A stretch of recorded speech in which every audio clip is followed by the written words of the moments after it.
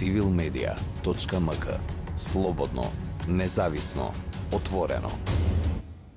Денеска сме во општина Штип, каде што ќе поразговараме со двајцата кандидати. Кандидатот, актуелниот градоначалник господинот Сашко Николов, воедно и кандидат за следните локални избори што ќе се одржат на 17 октомври, како и кандидатот на партијата Интегра, господинот Симон Поликар. Денеска ќе разговараме за зелените вредности, за антинационализмот, за социјалната правда, сето тоа што во нашето општество, но и во Европа се сметаат како европски вредности, така како и нашата организација. Ќе почнам со домаќинот на општината денеска. Господине Сашко Николов, колку вашата агенда и на кој начин и како се наоѓа следната агенда, значи се наоѓа зелената агенда, зелените вредности? Ако сакаме да имаме една убава, модерна општина, зелена општина, како што ја посакуваме сите ние, мораме да работиме на тоа да ги овозможиме зелените работи да стигнат до нашите граѓани.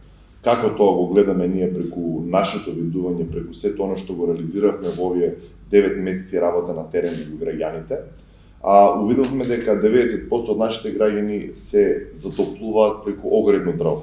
Тоа е еден од суштинските проблеми во една општина како, ќе речем, средна према мали општини, како што е општина Штип, каде што главно граѓаните се затоплуваат на огревно дрво. Тоа значи се прави сеча на дрвата на околната дрва, некој се прави за жал и неконтролирана сеча на околната дрва, дрвокрасството. И на крајот загадувањето на воздухот од самите оджаци, поготово во зимските периоди кога и концентрацијата на смогот, концентрацијата на маглите доведува до дополнително загадување на тие PM честички да бидат уште по-големи. Затоа со една субвенција која што ја ставивме во нашата програма, субвенција за инвестирање на енергетско ефикасни фасади на зградите, стамбените објекти во општина Штип, тоа се во населба Сењак 1, 2, 3, 4, населба Баби, населба 8 ноември, во централно градско подружје, секаде ономо каде што имаме стамбени единици, ќе инвестираме во енергетско ефикасни фасади, каде што со тоа ќе намалиме губењето на топлината или губењето на ладнината во становите во зимно или летно време. И на тој начин повторно ќе можеме да ги трансформираме нашите сограѓани да се греат наместо на огревно дрво да земат инвертори клими, со што повторно правиме нова субвенција во инвертори клими кои што ќе направат енергетско ефикасно затоплување и ладење на домовите, од друга страна намалени електрични сметки ради самата енергетска фасада и веднаш реагираме со намалувањето на загадувањето. Од друга страна, на овој начин го спречуваме дрвократството. Тоа е еден голем проблем во нашата општина, каде што полицијата, шумската полиција, јавното предпријатие Национални шуми секојдневно се бориме со дрвократците кои што за жал ги има се повеќе и повеќе. И за да го прекинете вие дрвократството како еден причинител за уништување на зеленилото во нашата општина е да го спречите да се троши. Така да ние со енергетско ефикасните фасади, со клима инвертерите ќе го спречиме крајниот потрошувач да има потреба од огревно дрво. И на тој начин ќе го прекинеме ги дрвокрасството. И не само овде во овој дел зеленилото, значи зборуваме за пошумување и вегетацијско за зеленување на нашата општина. Веќе со стручни лица од Шумарскиот факултет, Земјоделскиот факултет, донесовме наши експерти во самата општина, во јавното предпријатие ИСА, каде што веќе планирано ќе започнеме со пошумување на околната површина, ридови и ливади во Штип, каде што ќе посадиме дрва кои што според вегетацијата може да живеат и растат во тие подречја кои што ќе ги засадиме. Не е работата да садите палми во Штипско кога нема да растат палмите, така да соодветни дрва ќе ги засадуваме и на тој начин ќе ја зазеленуваме околината, а знаеме добро дека експертите екологистите зборуваат дека секаде каде што имаме зазелената површина, температурата паѓа за 5 до 10 степени во летното време, што значи дека тоа е еден сериозен начин како ова лето од 45 степени можевме да имаме многу лесно под 40 степени температура само заради тоа што ќе имавме зазелената површина. И четвртиот, односно да речеме и со тој фактор решаваме два два проблеми во нашата општина, тоа е решавањето и унифицирањето на такси службите, каде што моментално во Штип имаме 4 регистрирани такси компании за кои што возат некаде околу 80 возила, кои што не ги исполнуваат оние европски стандарди Евро 5, Евро 6 стандард за да може издувните гасови да бидат филтрирани пред да излезат. Затоа со еден проект кој што веќе го дискутиравме со невладениот сектор, со меѓугранична соработка, инвестиција за субвенционирање на унифицирање на такси возилата. Сите такси возила да бидат хибридни такси возила, дали тоа ќе бидат на Toyota, Volkswagen, како и да е, каде што возејќи во градските средини ќе користи батеријата, мотор. Хибридот ќе се користи со многу малку безоловен бензин кој што ќе намали и тек така за многу проценти загадувањето во самата општина. И на тој начин ќе ги унифицираме сите такси возила, повторно ќе го решиме проблемот со нелегалните диви таксисти кои што прават по друга страна нелојална конкуренција на оние кои што се регистрирани, си плаќаат градска такса за такси возилата. И на тој начин ќе обезбедиме заедно со овие субвенции, ќе ги условиме нашите такси организации да направат соодветни линии од најдалечните места во нашиот град, од истокот према западот, од северот према југот, со цел овие наши сограѓани што живеат на периферија да имаат континуиран пристап према централното градско подрачје. Од каде буџетот, како го планирате еве токму за унифицирањето на такси? За овие зборувавме веќе со владата, со премиерот Зоран Заев. Овие се средства кои што ќе треба да се стреми цела држава на централно ниво да го решава како проблем, бидејќи не е само Штип град кај што имаме загадување во зимските периоди и летните периоди. Гледаме дека веќе град Скопје почна набавка, не знам дали е завршена набавката за зелени автобуси кои што и тек како ќе го намалат загадувањето во град Скопје, така да тоа е веќе еден план на централната власт предводен од Социјалдемократскиот сојуз кај што заедно со нивна помош ќе влеземе во субвенционирање. И не само преку централната власт, ние можеме да зборуваме преку фондови кои што се зелени фондови од Европската унија, преку Светската банка за обнова и развој, да делуваме заедно во ваквите субвенции како проект. Веќе разговаравме со неколку фондации кои што се спремни да инвестираат, не само централната власт, значи зборуваме малку пошироко, да донесеме странски пари, европски пари во нашата општина. Благодарам. Господине Поликарп, истото прашање за вас. Каде во вашиот план, дали е и на кој начин е поставена зелената агенда?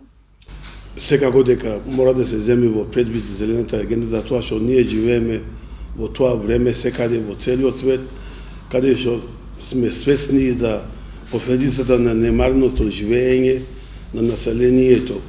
Но нашиот пристап е поедноставен пристап, каде што признаваме дека транзицирање или транзиција од старо на ново е секогаш многу тешко се прифаќа и треба време. Затоа сматраме дека обучување или обука, интензивно кампања и едукација на народот игра клучна улога, затоа што ако свестот се променува, тогаш резултатот полесно се доаѓа. Така за да почетокот би било за тие дрвокраци. Дрвокраци како решение, според мене, се знае кои се тие, неколку мина. Малку мина се тие кои крадат дрво, во штета на сите нас. Тие малку мина бисме ги нашле, бисме ги запослиле да садат дрво. И сигурен сум дека ако садат дрво, на плата ќе бидат. Нека садат дрво некој 5-6 месеци, по пуштиките ќе види дали ќе крадат дрва. Значи, тие сушност би биле тие кои би работеле за заштита и понатака за веќе тоа што садат и веќе тоа што постои. И кога веќе тоа ќе се постигне резултат, ние сматраме дека второто фаза е намалување на возила во општината Штип. Мислам во градска средина. Нашата фондација, јас работам, имаме фондација каде што наназад, уште од време на Закариев, почнавме со работа со општината, и донираме велосипеди на одредени граѓани кои што исполнуваат услови.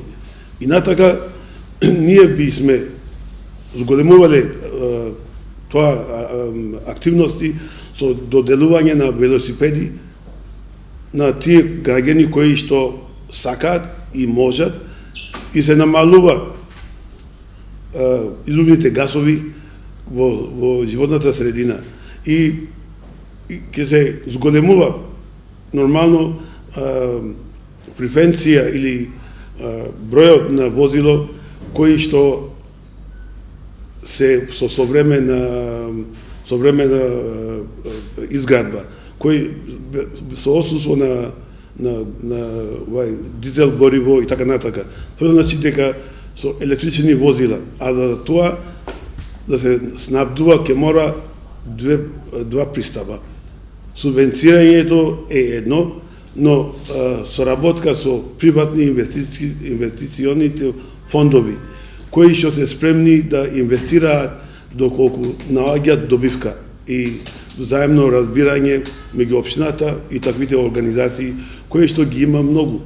И трето би било со нови одлуки за изградување на објекти, куќи, каде што ќе се користи субвенцирани материјали кои што се енергетски ефикасни. Според нас тоа би било пристапот. Благодарам. Господине Николов, социјалната правда е една од најголемите прашања секаде на светот, секако и во нашата држава, па и низ општините. Каде во вашата агенда, во вашиот идеален план социјалната правда се разбира, нели во социјалната правда влегува правда или правична застапеност на сите маргинализирани групи, како и исто така правична родова застапеност и секаква поинаква. Каде е во вашата агенда? Па, ќе почнем од родовата застапеност. Мојот кабинет е исполнет од дами кои што, да не речем, ја водат целата работа околу мене. И се гордам што во мојот кабинет, па и во мојот обкружување е исполнето со амбициозни млади жени кои што работат и амбициозно напредуваат во својата кариера. Правници, економисти, пиар, медиуми и така натаму. Во однос на останатиот дел од социјалната застапеност, главниот проблем во нашата општина се социјално загрозените ромски семејства кои што за жал ги имаме како бројка и не се само социјално ромски, значи имаме и останати социјални семејства кои што верувате во 21 век немаат храна да стават на своите трапези за ручек или за вечер. Не зборувам ние за на ден, зборуваме на неделно ниво да немаат да се хранат овие луѓе.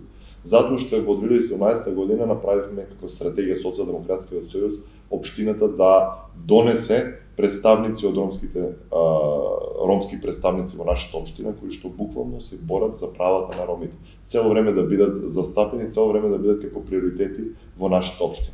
Од друга страна, социјално загрозените семејства, не зборувам само од ромска и од турска и од влашка и од српска и од македонска припадност, се застапени преку солидарниот фонд кој што го реактивиравме оваа година, во овие 9 месеци, каде што повторно ќе кажам донесов представник од граѓанскиот сектор, представник кој што долги години работи во невладините граѓански здруженија, го донесов да биде блиску до градоначалникот. Што значи? На тој начин ги носиме граѓанските здруженија блиску до локалната самоуправа и на тој начин правиме една блиска кореспонденција и комуникација што со граѓанскиот сектор и со обичниот граѓан. Така да преку овој солидарен фонд веќе започнавме една акција на солидарно сумбирање на средства кои што очекуваме дека во наредните година дена ќе достигнат една сметка која што си ја поставивме како таргет, со која што ќе почнеме да издвојуваме средства за одредени лекувања на социјално загрозени семејства, давање на одредени скапи лекови за социјално загрозени семејства и повторно преку сега имаме банка за храна веќе отворена во општина Штип и сме дел од проектот, европски проект тоа е за банка за храна, каде што како Штип општина влеговме во тој иницијален проект и веќе сме во активно работење со истите. Така да во наредната година ќе формираме и солидарна кујна. Тоа е кујна каде што буквално ќе се делат два оброка, висококалорични протеински оброка, кои што буквално секој наш сограѓанин ќе може, кој што не може да си приушти храна, да дојде да си земе, да си касне соодветна добро направена вкусна храна, а начинот на кој што ќе ја финансираме таа храна ќе биде повторно нашите граѓани. Солидарноста, Штип е познат по солидарен град, како солидарен град, ќе ја вратиме солидарноста во Штип. Оброкот, ако чини 50 денари, значи за граѓаните кои што имаат работен однос ќе платат 100 денари, ќе си земат оброк за себе, а плаќаат уште еден оброк за тој што ќе дојде, за тој што не. Така да на тој начин ги офаќаме социјалните семејства, социјалните групи во нашата општина, ги внесуваме сега младите со младинска канцеларија. Отвараме, веќе подпишавме меморандум за соработка со младинските здруженија, кои што се клучен фактор за развивањето и правилното работење на една општина. Ако ги немате вие младите да ви бидат покрај вас, да ви даваат совети, како што и ние сме биле млади, меѓутоа сме биле млади пред 20 на години. Денеска нашите видувања и нашите ставови во однос на како треба да се развива светот се многу поразлични од оние на нашите млади. Така да ние треба да ги слушаме нивните идеи, како да ги реализираме нивните идеи и на крајот од денот имаме стратегија преку оваквата младинска канцеларија да ги вклучиме во активното работење и функционирање на самите општински структури. Дали тоа се даноци, дали тоа урбанизам, дали е тоа сектор за наплати и така натаму. Битно е да бидат младите инволвирани во оваа наша акција. Третата страна е правење на локален совет, каде што ќе внесеме работодавачи, ќе внесеме граѓански здруженија, ќе внесеме работнички здруженија, ќе внесеме социјално загрозени семејства и ќе внесеме обични граѓани кои што се рандом граѓани кои што како представници ќе бидат дел од овој локален совет, кои што буквално сите овие проблеми што ги сега зборувавме преку решавањето преку поедини стапки, ваму ќе може да ги сумираме со официјални состаноци, работни состаноци еднаш во 2 недели или секоја недела, ќе можеме да имаме комплетна контрола на сите оние проблеми кои што ги имаме во нашата општина. Така да не ги забораваме и нашите пензионери, како пензионерски здруженија се доста активни, морам да ви кажам, и самата општина ги подпомага, ги стимулира да се шират и да се развиват, заради тоа што овие наши постари лица кои што работеле да не исчуваат, да не пораснат, вложувале во нас, нашите деца, внуците нивни, денеска живеат втор или трет повертет. Така да треба да дадеме шанса да овие луѓе, нивното искуство што го имаат стекнато со години назад, да го искористиме, а тоа ќе го направиме ако им обезбедиме услови каде што тие можат да работат, да функционираат. И на крај, секогаш ги забораваме, морам да кажам дека како политичари се срамам, како политичари во ова наша држава, ги забораваме лицата со попреченост и инвалидните лица.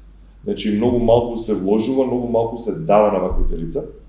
И ние веќе заедно со како председател на Источнопланскиот регион, тоа е една институција за развој на регионалниот развој на нашата општина, веќе сме во процедура, обезбедени се некаде околу 300.000 евра финанси од швајцарската проекти преку швајцарската влада, каде што ќе изградиме центар на Источноплански регион кој што ќе биде во нашата општина. Ние веќе обезбедивме локација за тоа, се обезбедени градежните дозволи, сега чекаме само да се заврши проектот за изгледа за како ќе изгледа тој објект. Во истиот објект ќе има простори каде што ваквите инвалидни лица ќе се направат дневни центри, каде што овие лица ќе можат да поминуваат време, да се ресоциализираат и да се активираат во функционирањето на општеството. Имаме 2018 или 2019 година е отворен дневен центар за лицата со Даунов синдром и во неколку наврати ги посетувавме овие лица и морам да кажам дека идејата и начинот на кој што некој многу паметен од Европа го направил за овие лица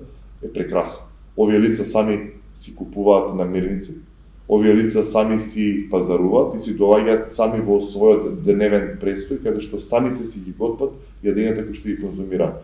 Тоа е еден начин да станат независни, да се чувствуваат потребни во општеството. Знаете, ние трчајки по кариера, трчајки по екзистенција и финанси, забораваме на ваквите луѓе кои што се морам да кажам безпомошни во оваа наша држава, ги забораваме и ги правиме да бидат буквално заборавени и тргнати на страна. На овој начин со овакви дневни центри ние ќе овозможиме оваквите луѓе со попреченост и инвалидност, со било која форма на неврофизичко задоцнување во развојот, да се чувствуваат битни и да се чувствуваат самостојни воопште. На овој начин ги опфаќаме сите категории и на овој начин правиме локалната самоуправа да биде многу поблиска до граѓаните. Господине Поликарп, истото прашање за вас, социјалната правда во вашата агенда? Секако дека и тоа го земе во предвид,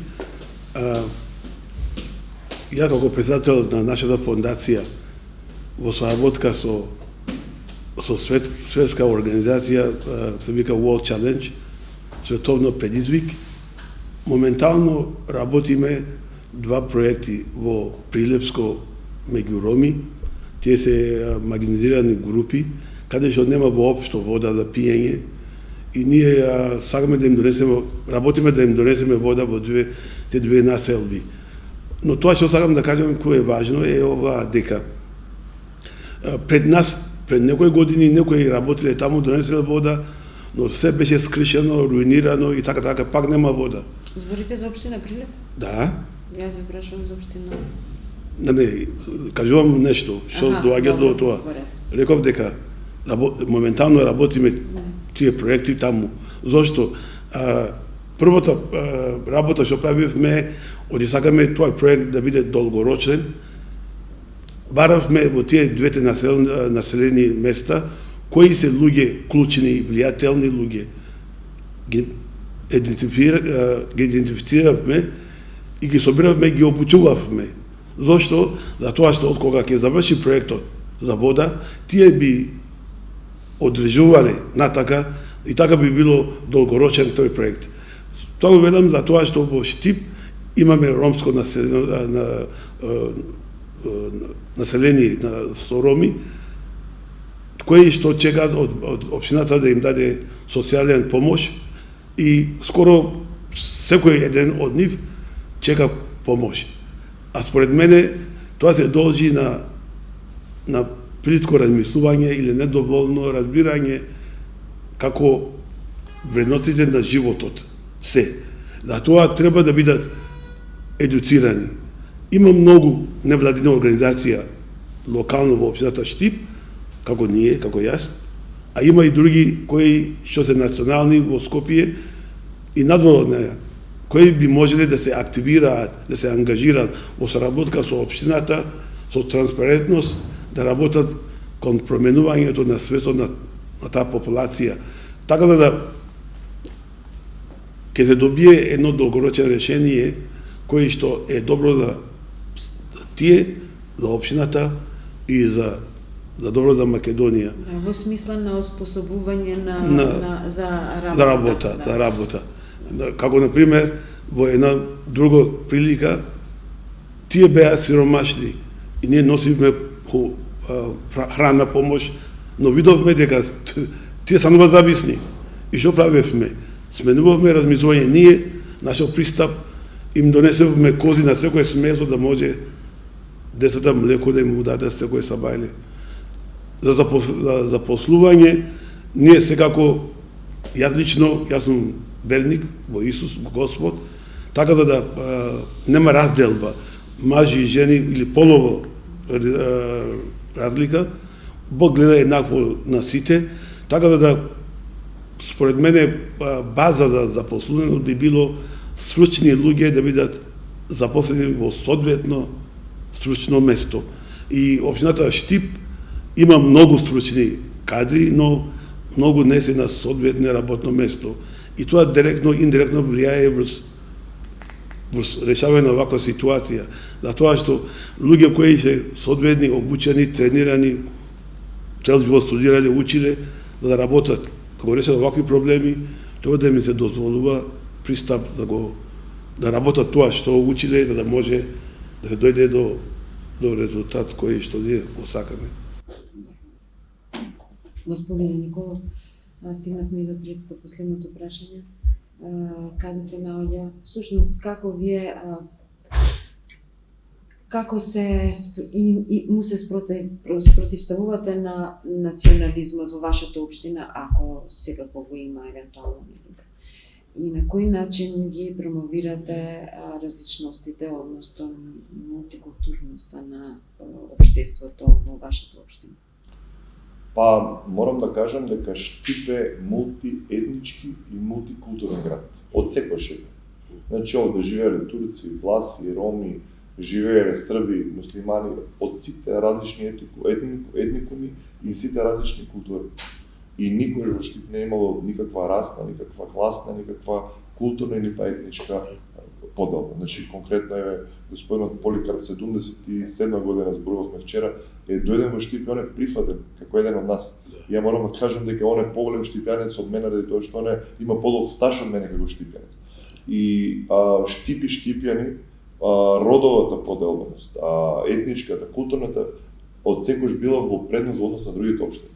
Во Штип сме растеле во моето мало кој што живееме, имало уште 3-4 ромски семејства кои што живееме. Ние сме растеле заедно, сме се дружеле, денеска се дружиме со тие ромски другари сме веќе пријатели, дел од нив се станати и правници, дел работат и други работи, меѓутоа Штип како штипини го немаме таа расна дискриминација, немаме таа класна дискриминација и со гордост кога зборуваме за Штип и штипини, гордо кажувам дека кај нас сите се еднакви, што пред законот, што пред луѓето, што пред граѓаните. Жените од секојаш имале поголема моќ и сила и во организација, и во работење, имало жени директори, раководители, уште времето во екс Југославија, па е од 91 година до денеска. Така да, сите овие работи кои што сега пробуваме преку Европската Унија да ги наметнеме или да ги воведеме во традицијата на наша македонска традиција, во Штип веќе функционира со долги години и дискутираме дека Штип треба да биде пример како треба и останатите општини во државата да функционираат, со што ќе дадат право на поголеми права на жените, поголеми права на работниците, поголеми права на социјално загрозените, поголеми права на различните култури, раси и етникуми, така да Штип е еден пример како треба да функционира мултикултуризмот и мултиетникост. Господине Поликарп, национализмот, како би се справиле или како се справувате? И нели од ваш личен пример можете да дадете промоцијата на мултикултурноста и различностите во вашата општина? Па да, пак нели градоначалникот рекол и јас како пример, ја би бил пример, жив пример, не видов дека е проблем. Јас сум прифатен, нели, ако си ти добар човек, ќе ти прифата сите. И во Штип навистина како општина скоро не може да се забележува дека има национализам. Затоа што сите живеат рамноправно и добиваат иста мера правда. Сите нема во Штипска општина разликување на луѓе според етникум или според раса или според пол. Така да нема што да кажам тука дека се е вред, може само да се додава, да се работи во интензивирање, да се унапредува меѓуетничка соработка и соживот. Само тоа може да. Јас ви благодарам што ни бевте и гости, меѓутоа и домаќини на оваа дебата. Да. Ние сме единствената општина во држава кај што имаме различни националности па и раси за кандидати за градоначалник. Ние имаме македонци, власи, тоа е Европа. Ние сме светот помало. Ви благодарам. Денес Денес на оваа дебата присуствуваат двајца кандидати, значи кандидатот на СДСМ за општина Штип, господинот Сашко Николов, и кандидатот на партијата Интегра за општина Штип, господинот Симеон Поликарп. Другите кандидати ги поканивме, меѓутоа до последен момент откажа, така што вас ви благодарам сепак. Благодарам на поканата и беше задоволство. Благодарам. civilmedia.mk. Слободно, независно, отворено.